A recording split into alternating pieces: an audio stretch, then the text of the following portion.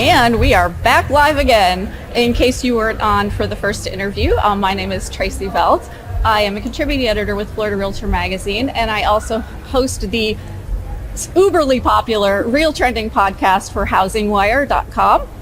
I am here today with Jennifer Woolman. She is a commercial real estate agent with Avante Way Commercial in Miami and also vice chair of the Commercial Alliance Committee. So thanks for joining me. Oh, thank you for having me, Tracy. I'm so happy to be here. Yeah, I want to start with just a basic overview of the commercial market for 2025. What sectors do you see as being doing really well this year? Tell me a little bit about some of the market trends that you're seeing. Sure. So first I want to clarify that my market area is Southeast Florida, the greater Miami area, which we consider Palm Beach, Broward, and Miami-Dade County. So any numbers that I give are going to be kind of on that area. But overall for the state of Florida, I think both industrial and retail are going to continue to do extremely well. I know that sounds like a little bit of a contradiction, right? Because so much industrial is used for logistics and e-commerce, which was supposed to kill retail, but we're not seeing that. Our vacancy rates on industrial have gone up a bit. We're at about 4% in Southeast Florida, 6% in Palm Beach, a little bit lower, under 4% in Broward, and around 4% in Miami-Dade. But a lot of that is because new space came online in 23 and 24. And a lot of that is much bigger space, right? It's the newer industrial parks with 32 plus foot ceilings, 100,000 square feet. So I think as more companies start moving here and improving their logistics, it was kind of slow in 23 and 24. We're seeing it pick up at the end of 24. I think you're going to start seeing those vacancy rates go down. And for me, the best move is in the smaller bay warehouses, right? Because those are our small business service providers, and they're not making that much more of that inventory. On the retail side, our retail in the state is extremely low. In our area, we're at about 3.8%, which is historic low for retail. And Dwayne Stiller, who is Woolbright Development CEO, he did this great presentation at ICSC last year, and he pointed out that the current population in Florida is 23 million, and by 2050 it's supposed to be about 33 million. Wow. So if those numbers stay on track, we're going to need 200 million square feet of retail. So retail's hot. Yeah, that's interesting. Any incoming industries that you're seeing that are, maybe moving into Florida? So we're seeing a lot of demand for data centers. Okay. Data centers have a huge electricity demand, and that's all because of AI. Yeah. So the electricity and the electrical grid is going to be pressured, and it's also going to determine where they can go. So that's what we're seeing. Really interesting. And obviously the trend is toward that anyway. So yeah, that's interesting. So is there talk about the investor interest in commercial real estate in Florida? What are you seeing as as that market evolves?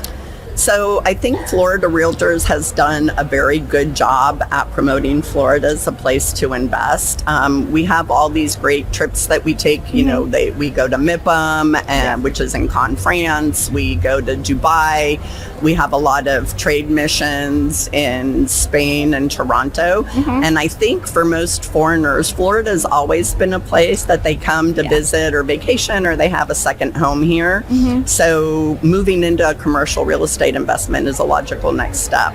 I also think that with the growth of syndication and the popularity of syndications and the availability of information that's out on podcasts such as yours and mine and other people's podcasts, that is also helping more people feel comfortable with investing in commercial real estate. Yeah, definitely. I want to talk about regional kind of macroeconomic trends, regional trends. What are you seeing out there as far as the economic trends being favorable for commercial? So I think our big thing in 2025 is really going to be interest rates, which are pretty much across the board, right? It doesn't matter whether it's housing or commercial, the availability of debt, the cost of construction, and insurance rates. All of those are kind of interrelated. You know, the Fed this week didn't lower the interest rate, so that kind of puts a hold on what you can do moving forward in commercial investment. That being said, there's a lot of dry powder on the sidelines, especially with family funds. So we're starting to see some creative debt deals getting done through family funds. You know, I've heard a lot about family funds recently. I had never heard of that until maybe 2 years ago. So why don't talk about the concept and you know, is that becoming more popular or more investing that way in Florida? I think so, but they're very opportunistic. Okay. Right? So family funds are very opportunistic. But yeah, that's definitely one of the ways to get, when the REITs and stuff aren't investing, family funds will usually come in and pick up the slack. Okay, interesting. So let's talk about regulatory changes. Do you see anything happening at the local, state, or even national level that might impact the commercial real estate market here in Florida? So I think Florida Realtors has done a great job with insurance, which I mentioned earlier. They've been pushing for reforms, and we're starting to see some of those reforms really kick in and provide a difference. We're seeing reinsurance coming back into the Florida market. We're seeing more insurers coming into the market. We're seeing less lawsuits, which helps overall. So I think that's one thing. I also think the decrease of the business rent tax, I think we're really, really close to eliminating that, which is huge. We were the only state that had that. So that's a huge advantage in terms of bringing businesses here and lowering their costs to come here. Definitely. My final question is just what resources does Florida Realtors have for commercial agents that they might not be aware of?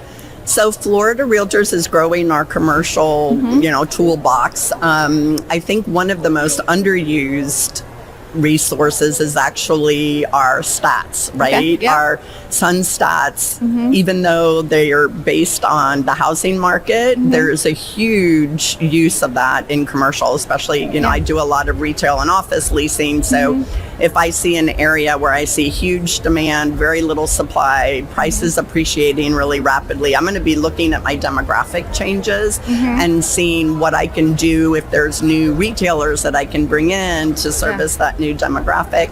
The best thing that Florida Realtors does, in my opinion, for the commercial agent is advocacy. A lot of times people don't understand that. They don't like politics. And they think that it's related, and it's not really. Our advocacy team is amazing. It's why we've been able to reduce the business rent tax. We were able to get online notaries approved right before the pandemic, which was huge. It allowed us to continue doing business. We got rid of the requirement to have 2 witness signatures on commercial leases. That was huge.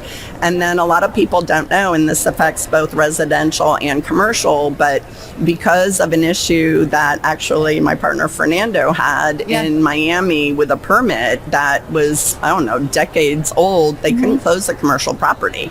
And so he told his story to our GAD, our government affairs director, who moved it up the chain, and now because of that, a bill was passed where now local governments can waive permits that are older, 6 years and older, as long as they deem that there isn't a life safety issue. So that's huge. So for me, advocacy is huge. And then, as I said before, all the trade missions that Florida Realtor goes on. And we're invited to go. As members, oftentimes we're told, hey, we're going to Toronto this year, we're going to Japan. If you want to go, if you think that those businesses are coming to your area, that's huge. For example, Spain is a huge market for us in Southeast Florida. So go to the trade missions with Florida Realtors. Well, Jennifer, thanks so much for sharing all of that information on trends and everything that's going on in commercial real estate in Florida. I appreciate you coming on.